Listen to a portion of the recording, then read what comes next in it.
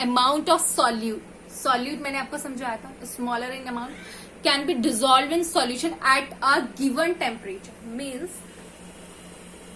फिर हम वही एग्जाम्पल पे बात करेंगे. वाटर एंड शुगर आपने लिया, आपने 1 लीटर अगर वाटर लिया है उसमें आपने शुगर ऐड कर रहे हैं, आप उसमें एक लिमिटेड ही शुगर ऐड कर पाएंगे. ऐसा तो नहीं हो सकता कि आपने 1 लीटर वाटर ले लिया और उसमें आप एक बोरी चीनी मिक्स कर सके. कोई एक उसकी लिमिट होती है उसको मिक्सिंग की. एक पॉइंट ऑफ टाइम आ जाता है जब हमारा कि उसके बाद वो डिसॉल्व नहीं होगा. सॉल्यूट क्या होगा, no more amount of solute can be dissolve. वो सॉल्यूट डिसॉल्व होना बंद कर देगा कोई भी टेम्परेचर पे. तो उसको एट अ गिवन टेम्परेचर आप दिमाग में रखेंगे, उसको हम बोलेंगे saturated solution. Unsaturated just opposite, when more amount of solute, जब ज्यादा से कितना भी सॉल्यूट आप क्या कर सकते हैं, ऐड कर सकते हैं सॉल्यूशन पे कोई भी टेम्परेचर पे, that is unsaturated solution. Next is solubility. Solubility, the amount of the solute present in the saturated solution. Definition से आप समझे होंगे इसका. जो भी आपकी solute present है उस solution में, solution क्या होना चाहिए, saturated solution में जो भी आपकी solute की amount present है उसको हम बोलते हैं solubility.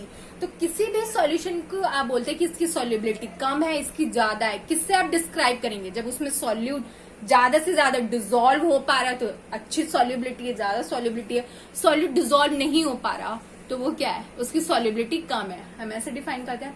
उसके बाद कंसंट्रेशन ऑफ सॉल्यूशन. बहुत पढ़ा होगा कि इसकी कंसंट्रेशन करो, कंसंट्रेशन लगाओ, कंसंट्रेट करो. तो उसी को ही हम साइंटिफिक तरीके में पढ़ेंगे कि कंसंट्रेशन ऑफ सॉल्यूशन क्या है इसको.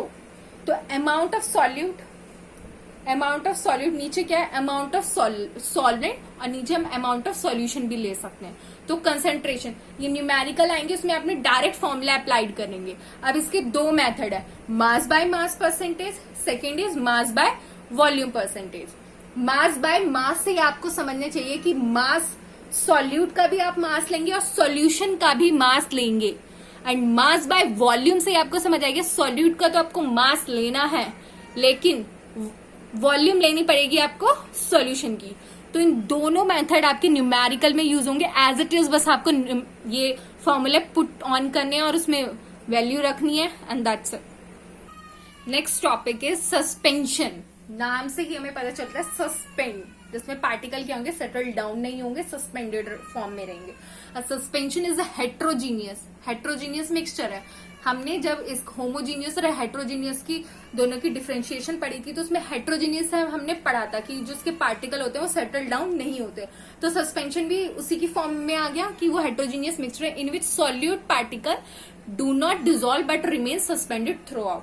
जो भी आप उसमें सॉल्यूट डाल रहे हैं, जो उसके पार्टिकल है वो डिसॉल्व, उसमें मिक्सिंग नहीं होंगे, वो सस्पेंडेड फॉर्म में ही रहेंगे. सस्पेंशन इंपॉर्टेंट डेफिनेशन है. उसकी प्रॉपर्टीज एग्जांपल देख लेते हैं. पहले आप ये घर पे एक्टिविटी करके देख सकते हैं. वाटर लें, उसमें चॉक का पाउडर मिला है, जितने घंटे आप उसको मिक्स करते रहे, दिन सुबह से शाम तक कर दे, पर वो चॉक उसमें मिक्स नहीं होगी. स्मॉक इन एयर, धुआं होता है, साफ हम देख सकते हैं जो धुआं निकल रहा होता है आपकी फैक्ट्री से, जो व्हीकल से निकलता है. तो ये 2 के एग्जांपल हैं, दिमाग में रखना, उससे समझ आएगा, रटना नहीं है इसको. प्रॉपर्टीज ऑफ सस्पेंशन में क्या, particle are visible by. Chalk आप पानी में डालते हैं तो आपको पार्टिकल उसके दिखेंगे. स्मॉक भी आपको एयर में दिखता है. साइज इज ग्रेटर साइज होता है तभी तो हमें दिख जाता है अपनी आंखों से, नंगी आंखों से. Mixture can be separated by filtration process. फिर से वही पॉइंट, क्योंकि पार्टिकल का साइज बड़ा है इसलिए हम उसको फिल्ट्रेशन प्रोसेस से. अब देखो इसमें आपको रटना नहीं है, आप सिर्फ इतना याद कर लें कि सस्पेंडेड है, वो मिक्स नहीं हो रहे. मिक्स न होने की वजह से क्या कि पार्टिकल का साइज बड़ा है और वो हमें अपनी आंखों से भी दिख जाएंगे और वो फिल्ट्रेशन प्रोसेस भी उसमें हो जाएंगी. तो तीनों पॉइंट एक दूसरे से जुड़े हुए हो गए यहाँ पे. 4th point is it show Tyndall effect. बहुत इंपॉर्टेंट है टिंडल इफेक्ट के क्वेश्चन. इस पे क्वेश्चन बहुत आगे पूछे जाते हैं आगे तक. What is Tyndall effect?